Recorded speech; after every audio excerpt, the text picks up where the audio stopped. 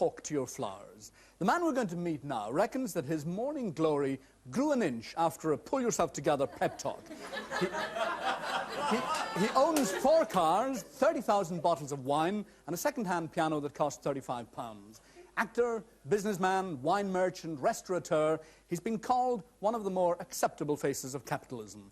His face is very acceptable here tonight. Ladies and gentlemen, Michael Caine.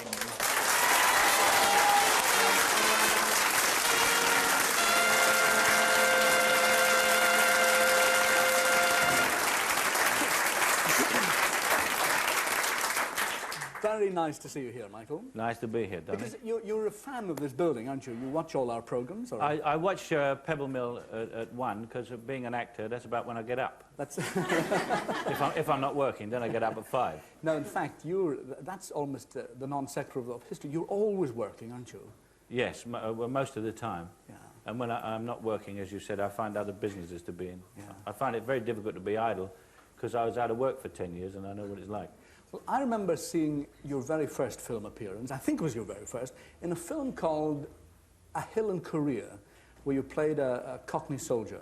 That's right. I had a very small part in that. I had 8 lines. I messed up the first 7, and you couldn't hear the 8th. That's about it. And I didn't work in pictures again for 10 years. Now, in those 10 years, when presumably you were slogging to get in again, you know, back into the movies, did you never lose the faith? Did you ever think of packing it in and trying something else? Oh, no, never, never. No, I don't think people who want to do something should ever listen to anybody or take any notice of what anybody said. All my friends, who, of course, gradually disappeared, told me to give it up, but I guess I'm crazy, you know, really. And I think if you really want to get on in a difficult business, anything, not just show business, I think you've got to be a little nuts.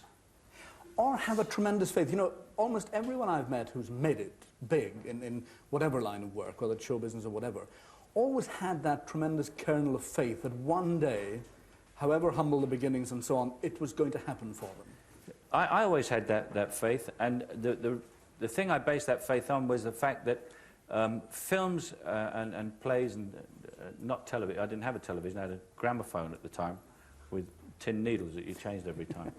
But the American cinema always had working class heroes, and the British didn't. And which is the old class thing, you know, which is such a bore in this country. And I used to go and see American films all the time, and guys who didn't speak very well and who weren't sort of particularly anything were stars. And I thought, well, maybe one day, if I hang on, it'll come round. And I think what happens, I mean, what we very often describe as luck, is that you just sit there and wait until your turn comes. And it came for me, like at the beginning of what they used to call a kitchen sink drama, which my face is ideally suited for. And oven gloves, and broken biscuit. Stanley Baker played a very important role, didn't he, in launching you? Yeah, Stanley was the lead in A Hill in Korea, and although I fouled up all these things in the picture, he kind of kept an eye on me, and 10 years later, when he became a producer himself, he sent for me to play in Zulu and to play the Cockney part, which was obvious. And the director was an American, and I went there and he said, I'm terribly sorry, James Booth, who is a marvellous actor, has got the part. So I thought, well, there's no way I can beat him out of the part. So he says, got it, forget it. And I was just walking out, and at that time I was very skinny, having not eaten for 10 years. and the American director, who was a man named Steafel, said, listen, he said, can you speak any differently from that awful voice that you have? So I said, yeah. I said, I can do anything. Just put the money up. I'll speak any way you want me to.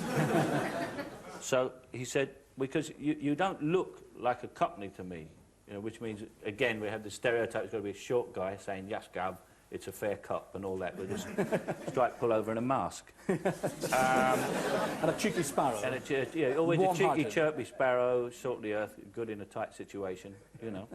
And so he said, will you wait and for Stanley to come, and you can play Lieutenant Bromhead if you can speak properly. So I said, well, can I go into gents? And I shut myself to the gents and starting to speak properly. Terribly like that. It was all saying hello, and anyone who came into the gents at the same time, must have thought... I was sort of saying, good evening, and how are you? And all this. I thought I had someone in there. Anyway, I came out, and I did a reading with Stanley, so they said, we'll give you a test. They gave me a test, and the next day, I saw Cy Enfield, and he said, Michael, that was the worst movie test I've ever seen. So I said, okay, Cy, fair enough. He said, but we're strapped, you've got the part. We can't find anybody else. So I got it. What he meant was you couldn't find anybody else who'd work as cheap as I would. But movies are about moments, or entrances. You know, one thinks of Omar Sharif coming out of the Mirage on the camel's back in Lawrence of Arabia and so on. And he's coming to our programme shortly. You had a marvellous moment like that, your entry into Zulu on the horse's back. I mean, great. Yeah, I came in very slowly on a horse across a waterfall, and what they didn't tell me, it was a Basuto. We shot it in South Africa, northern South Africa, in Zululand. And they told me, they didn't tell me it was a Basuto pony. And as we got up in this great entrance into the cinema, the horse saw something glint for the first time in its life, which was the sun on the camera, which was 1,000 glints. And of course, as I was going across a waterfall, it just leapt off the side with me on it. And the guy who came in actual fact, the very first shot of me in Zulu was the prop man with my hat and cloak on in the distance. Because I couldn't get up off the floor. And I remember the assistant saying, quick, the sun's going, screw him, leave him where he is. Get his cloak and hat and get on the goddamn horse, and that's what they did. So it was an even better entrance than I thought it was. Movies are very sentimental business. And I remember I walked back to the set and they were on to something else, because the minute they finish with your movie, they don't give a damn. They were on to shooting something else, and I stormed in the middle of the set. I said, that's it.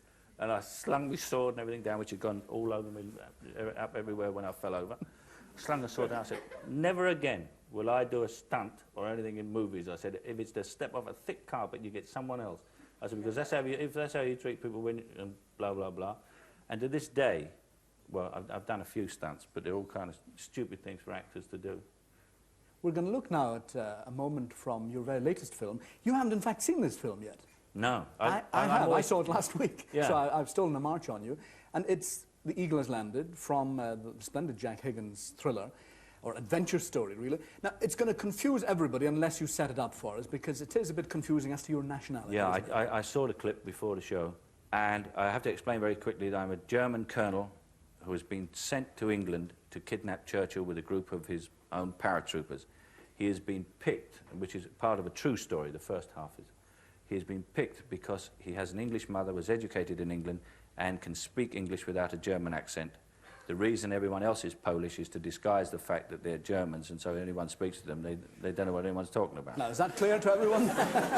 It's more to it still. And the guy I'm talking to is, I've come to a village where I know Churchill is coming, and there are no soldiers there, and out of the blue comes a captain in the Texas Rangers who suddenly are there, and I have to keep up this pretense of being this Englishman, but ask him